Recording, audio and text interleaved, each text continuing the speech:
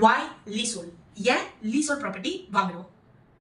லீசோல் property ஏன் வாங்கணுங்கிறதுக்கு 3 முக்கியமான காரணம் இருக்கு. இந்த வீடியோவை கடைசி வரைக்கும் பாருங்க. முக்கியமான விஷயத்தை தெரிஞ்சுக்கங்க. எப்போதுமே வீடு வாங்குறப்ப எனக்கு ஃப்ரீ ஹோல்ட் வீடு தான் வேணும், நான் சொந்தமா தங்குறதுக்கு ஒரு வீடு வேணும் அப்படின்லாம் சொல்றாங்க. பட் லீசோல் ப்ராப்பர்ட்டியில என்ன இருக்கு அப்படின்னு தெரிஞ்சா நீங்க நிச்சயமா உங்க மைண்ட் செட்டை மாத்திக்குவீங்க. நம்பர் 1, லெஸ் காஸ்ட், குறைந்த செலவு. ஒரு லீஸ் ஹோல் அப்படிங்கிறது குத்தகைன்னு அர்த்தம். லீஸ் ஹோல்னா குத்தகை கேட்குறீங்க, ஒரு சேவை கேட்குறீங்க. ஒரு லீஸ் ஹோல் ப்ராப்பர்ட்டி என்னைக்குமே ஃப்ரீ ஹோல் ப்ராப்பர்ட்டியோட விலை குறைவா தான் இருக்கும். நீங்க முத வாங்குறப்ப ஒரு ஃப்ரீ ஹோல் ப்ராப்பர்ட்டிக்கு கூட செலவு பண்ணுவீங்க. மேபி ஒரு 1 லட்சம் ஒரு 100,000 200,000 கூட தான் நீங்க போடுவீங்க. 1 லட்சம் 2 லட்சம் கூட போடுவீங்க. ஆனா ஒரு லீஸ் ஹோல் ப்ராப்பர்ட்டி ஆரம்ப விலையிலேயே வர்றப்ப விலை குறைவா எடுப்பீங்க, ஆனா விற்கிறப்ப விலை கூடியா விற்பீங்க. வச்சுக்கோங்களேன், ஒரு எடுத்துக்காட்டு, ஒரு எக்ஸாம்பிளா எடுத்துக்காட்டு, நீங்க 3 லட்சம் வீடு வாங்குறீங்க, ஓகேவா?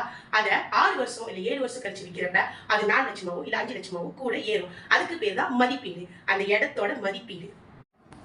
ரெண்டாவது காரணம் ரெண்டல் ஈல்ட், அதாவது உங்களுக்கு திரும்ப வர்ற அந்த சேவா காசு, வாடகை காசு.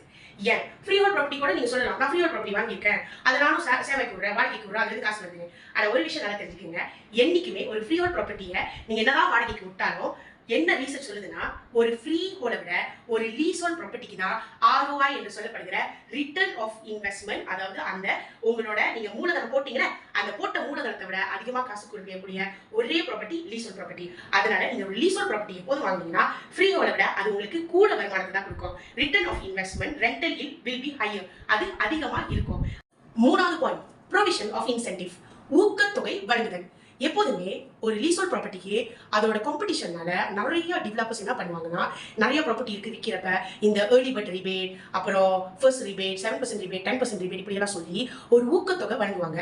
ஒரு ஃப்ரீ ஹோல்ட் ப்ராப்பர்ட்டி நீங்க விலை கூட கொடுத்து வாங்குறது இல்லாம அதுக்கான ரிபேட் உங்களுக்கு ரொம்ப குறைவா தான் இருக்கும். ஆனா லீசோல் ப்ராப்பர்ட்டி வாங்கினீங்கன்னா டெவலப்பர் உங்களுக்கு ஊக்கப்படுத்துறதுக்காகவே உங்களுக்கு நிறைய டிஸ்கவுண்ட்ஸ் கொடுப்பாங்க. அதுக்கான இன்னொரு வார்த்தை டிஸ்கவுண்ட். ஆமா, டிஸ்கவுண்ட்னா யாருக்குங்க பிடிக்காது? ஸோ ஒரு புது ப்ராப்பர்ட்டி வாங்குறப்ப அதோட விலை 5 லட்சமா இருக்கலாம், ஆனா அந்த டிஸ்கவுண்ட் இந்த டிஸ்கவுண்ட் இதெல்லாம் போட்டு ஒன்று 4,50,000 ஒரு 4,20,000 அந்த ப்ராப்பர்ட்டியை பொறுத்து உங்களுக்கு விலை குறைஞ்சி வந்துடும். ஆனா நீங்க விற்கிறப்ப அதோட மார்க்கெட் வேல்யூ என்னவோ அதை வச்சு தான் விற்பீங்க. 5 லட்சத்துக்கு வாங்கினதா சொல்லி மேபி ஒரு 6 லட்சத்துக்கோ 7 லட்சத்துக்கு தான் திரும்ப விற்பீங்க. இது உங்களுக்கு அட்வான்டேஜா இல்லையா? பேரு ஃப்ரீ ஹோல்ட் வாங்கணும்னு ஆசைப்படுறாங்கன்னா தன்னோட சொந்த வீடா இருக்கணும். அதுக்கான நிறைய காரணங்கள் இருக்கும். ஒன்று உங்க வேலை இடத்துக்கு கிட்டே இருக்கலாம், இல்லை உங்க அம்மா அப்பா வீட்டுக்கு, இல்லை உங்க மாமனார் மாமியார், இல்லை ஒய்ஃபோட இடம், இப்படி நிறைய ஃபேக்டர்னால ஒரு பெரிய வீடு, நல்ல வீடு அப்படிலாம் சொல்லி ஃப்ரீ ஹோல்ட் ப்ராப்பர்ட்டி ப்ராப்பர்ட்டி உங்களோட சொந்த வீடா வாங்கி அதுக்கு நீங்க பேங்க்குக்கு காசு கட்டி பின்னாடி அது உங்களோட ஃபுல் ஓனர்ஷிப், அதாவது அந்த வீடு உங்களுக்கு உரிமையானதுன்னு சொல்லி காசு கட்டி முடிச்சா அந்த வீடை நீங்க எடுத்துக்குவீங்க. இது வேணா ஃப்ரீ ஹோல்ட் ப்ராப்பர்ட்டிக்கு வேலை செய்யும். ஆனா உங்களுடைய மதிப்பீடு என்ன?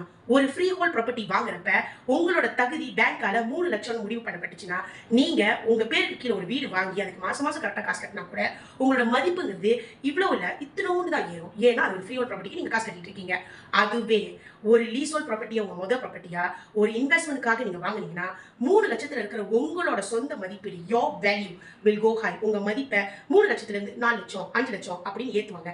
ஏன்னா இங்க நீங்க வாங்கின இந்த ஃப்ரீ ஹோல் இந்த லீஸ் ஹோல் இன்வெஸ்ட்மெண்ட் ப்ராப்பர்ட்டி தான் அதுக்கு காரணமா இருக்கும். அதுக்கப்புறமா 2 வருஷமோ இல்லை 3 வருஷமோ கழிச்சு சொந்தமா நீங்க ஒரு வீடு வாங்கணும்னு ஆசைப்படுறப்ப அந்த வீடு பெருசா இருந்தாலும் நல்லா இருந்தாலும் ஆசைப்படி நீங்க சட்டா யோசிப்பீங்க, அவ்வளவு தூரத்துக்கு நமக்கு லோன் கிடைக்காதுன்னு. ஆனா இந்த முதல் ப்ராப்பர்ட்டி நீங்க வாங்கின இன்வெஸ்ட்மெண்ட்டுக்கு இந்த உங்களோட 3 லட்சம் மதிப்பு 5 லட்சம் ஆகி அந்த நீங்க ஆசைப்பட்ட வீடு வாங்குறதுக்கு உதவியா இருக்கும். அதனால நல்லா யோசிங்க, நாம வளர்ச்சி பெற்ற சமுதாயமா மாற போறோமா, இல்ல இன்னும் குண்டு சட்டிக்குள்ளேயே குதிரை ஓட்டுற அந்த சமுதாயமா இருக்க போறோமா?